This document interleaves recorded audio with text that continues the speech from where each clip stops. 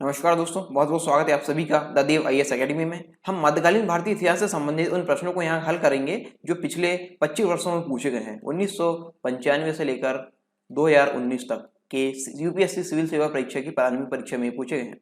इस लेक्चर में 10 प्रश्नों को हम हल करेंगे और साथ ही साथ उन प्रश्नों से संबंधित अन्य महत्वपूर्ण जानकारी भी जानेंगे जो आगामी परीक्षाओं के लिए बहुत ही महत्वपूर्ण होने वाली है। तो चलिए शुरू करते हैं इन प्रश्नों को। अगला सवाल यहाँ पे है, प्रसिद्ध विरूपाक्ष मंदिर कहाँ अवस्थित है? 2009 में पूछा गया सवाल है। भद्राचलम, चिदम्बरम, हम्पी, श्रीकालहस्ती। इसका आंसर है सी, ठीक है, हम्पी। विरूपाक्ष मंदिर कर्नाटक के हम्पी में तुंगभद्रा नदी के दक्षिणी तट पर स्थित है। ये अब विश्व धरोहर है, ठीक है, और इसका निर्माण कृष्णदेव राय ने 1509 में कराया था। इसका आंसर यहाँ पे सी, हम्पी।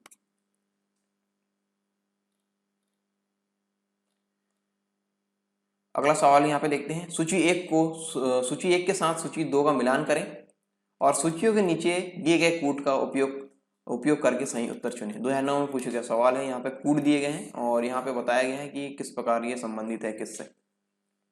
विजय शंकर मंदिर, राजरानी मंदिर, कंदरिया मंदिर और भीमेश्वर मंदिर। यहाँ पे राज्य है, ये प्रसिद्ध मंदिर है और यहाँ पे राज्य दिए गए आंध्र प्रदेश, कर्नाटक, मध्य प्रदेश, उड़ीसा। तो हम यहाँ पे इसका जो सही वाला क्रम है वो देख लेते हैं। तो यहाँ पे ऑप्शन जो ऑप्शन है ए वाला सही है। इसके अंतर्गत हम देखते हैं भीमेश्वर मंदिर काकीनाड़ा आंध्र प्रदेश के अंतर्गत है। भीमेश्वर मंदिर काकीनाड़ा आंध्र प्रदेश के अंतर्गत है, ये है। कंदरिया मंदिर खजुराहो मध्य प्रदेश संबंधित है। कंदरिया मंदिर मध्य प्रदेश संबंधित है। और राजरानी मंदिर भुवनेश्वर उड़ीसा संबंधित है। भुवनेश्वर उड़ीसा संबंधित है। और ये विजय शंकर मंदिर श्रृंगेरी कर्नाटक संबंधित है, ठीक है, ये कर्नाटक से संबंधित है। तो यहाँ पे इस प्रकार ए वाला ऑप्शन, यहाँ पे ए का 2, बी का 4, सी का 3 और डी का 1, इस प्रकार यहाँ पे ये क्रम यहाँ पे बन रहा है। तो इस प्रकार इसका ऑप्शन है ए वाला सही है, ठीक है। 78 का जो यहाँ पे सवाल दिया गया है वो यहाँ पे जो मिलान है इस प्रकार सही है, ठीक है। ऑप्शन यहाँ पे ए है, ठीक है। ये मैंने आपको यहाँ बता दिया किस प्रकार ये सही वाला क्रम है। 2009 में पूछा गया सवाल था। अगला सवाल हम देखते हैं, अंग्रेजों ने सूरत में अपनी पहली फैक्ट्री किसकी अनुमति से स्थापित की थी? ये भी रिपीट वाला सवाल है, 2009 में भी पूछा गया सवाल है। अकबर, जहांगीर, शाहजहां, औरंगजेब। तो आपको रट गया होगा, इसका आंसर है बी, इंग्लैंड के राजा जेम्स प्रथम ने विलियम हॉकिंस को जहांगीर के दरबार में कारखाने खोलने की अनुमति प्राप्त करने के उद्देश्य से यहाँ पे भेजा था। तो ऑप्शन यहाँ पे बी, जहांगीर। अगला सवाल यहाँ पे, निम्नलिखित में से कौन भक्ति आंदोलन का प्रस्तावक नहीं था? 2010 में पूछा गया सवाल है, भक्ति आंदोलन का प्रस्तावक नहीं था। नागार्जुन, तुकाराम, त्यागराज, वल्लभाचार्य। इसका आंसर यहाँ पे है ए, नागार्जुन। नागार्जुन भक्ति काल के पहले दार्शनिक थे। ये माध्यमिका दर्शन के प्रणेता है, ठीक है। ये इस प्रकार इसका आंसर यहाँ पे ए, नागार्जुन, जो भक्ति आंदोलन का प्रस्तावक नहीं था, ठीक है। अगला सवाल हम देखते हैं यहाँ पे, पूर्व मध्यकाल में भारत में बौद्ध धर्म में गिरावट क्यों शुरू हुई? पूर्व मध्यकाल में भारत में बौद्ध धर्म में गिरावट क्यों शुरू हुई? 2010 में पूछा गया सवाल है। बुद्ध उस समय तक विष्णु के अवतारों में से एक माने जाते थे और इस तरह वैष्णव धर्म का हिस्सा बन गए। मध्य एशिया से जनजातीय हमलावर तथा अंतिम गुप्त राजा के समय तक लोगों ने हिंदू धर्म अपनाया और बौद्धों को सताया। गुप्त वंश के राजा बौद्ध धर्म के प्रबल विरोधी थे। उपरोक्त या ऊपर दिए गए कथनों में से कौन सा यहाँ पे सही है? केवल एक और तीन, केवल 2 और 3, केवल यहाँ पे 1, 2 और 3 तीनों। यहाँ पे हमको बताना है कौन सा यहाँ पे ऑप्शन यहाँ पे सही है। इसका आंसर है ए, केवल पहला वाला सही है, ठीक है। केवल पहला। बुद्ध उस समय तक विष्णु के अवतारों में से एक माने जाते थे और इस तरह वैष्णव धर्म का हिस्सा बन गए, ठीक है।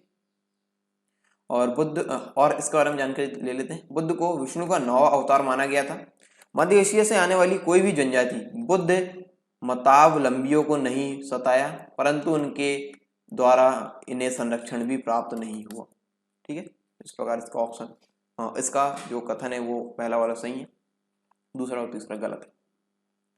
अगले सवाल पर हम आते हैं। अगला सवाल है यहाँ पे, सदियों से भारत में जीवित रही एक प्रमुख परंपरा ध्रुपद के संदर्भ में ध्रुपद, ठीक है, इसका संदर्भ में निम्नलिखित में से कौन से कथन सही है? 2012 में पूछा गया सवाल है। ध्रुपद की उत्पत्ति तथा विकास मुगल काल में राजपूत राज्यों में हुआ। ध्रुपद प्रमुखतः भक्ति और आध्यात्म का संगीत है। ध्रुपद आलाप मंत्रों से लिए गए संस्कृत अक्षरों पर आधारित है। तो यहाँ पे कुछ कूट यहाँ पे दिए गए हैं, यहाँ पे हमको सही उत्तर चुनना है, ठीक है। केवल 1 और 2, केवल 2 और 3, केवल 1, 2, 3 उपर्युक्त में से कोई भी सही नहीं है। तो यहाँ पे इसका आंसर क्या है? इसका आंसर यहाँ पे है बी। इसका आंसर यहाँ पे है बी। केवल 2 और 3 जो कथन यहाँ पे दिए गए हैं वो सही है, ठीक है, 2 और 3, ठीक है। ध्रुपद भक्ति एवं आध्यात्मिक संगीत है और ध्रुपद के आलाप मंत्र संस्कृत के श्लोकों पर आधारित है, ठीक है। इस प्रकार इसका ऑप्शन यहाँ पे बी वाला, ठीक है। कथन 2 और 3 यहाँ पे सही है, कथन 2 और 3, इस प्रकार ऑप्शन यहाँ पे है बी वाला सही, ठीक है। आगे हम देखते हैं अगला सवाल। मध्ययुगीन भारत के धार्मिक इतिहास के संदर्भ में सूफी संत निम्नलिखित में से किस तरह के आचरण का निर्वाह करते थे? पहला यहाँ पे है, पहला कथन यहाँ पे, ध्यान साधना और श्वास नियमन, एकांत में कठोर यौगिक व्यायाम, श्रोताओं में आध्यात्मिक हर्षोन्माद उत्पन्न करने के लिए पवित्र गीतों का गायन। निम्नलिखित कूटों के आधार पर सही उत्तर चुनिए। 2012 में पूछा गया सवाल है। केवल 1 और 2, केवल 2 और 3, केवल 3, 1, 2 और 3।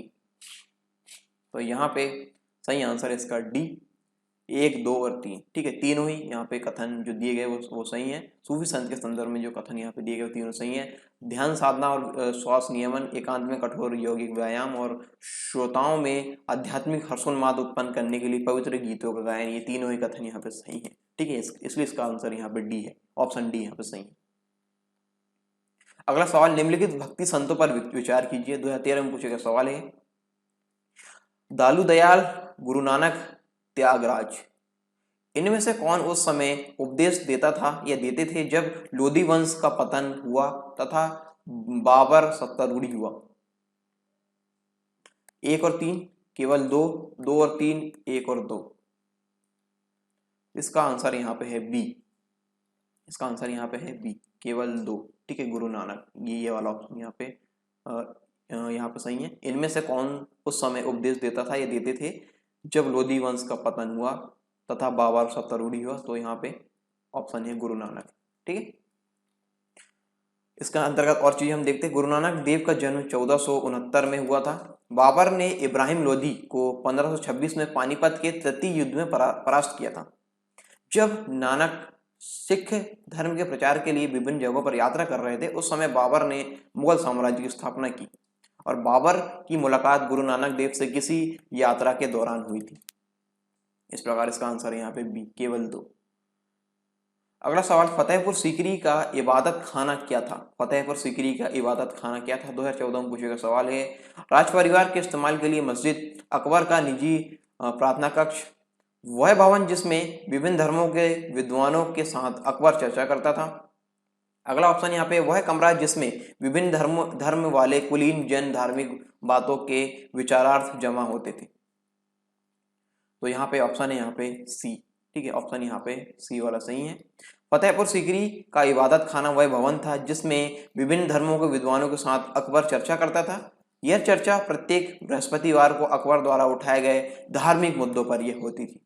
तो इसका ऑप्शन यानी इसका आंसर है यहाँ पे सही वाला सी। अगला सवाल, मध्यकालीन भारत में महत्तर और पट्टकिल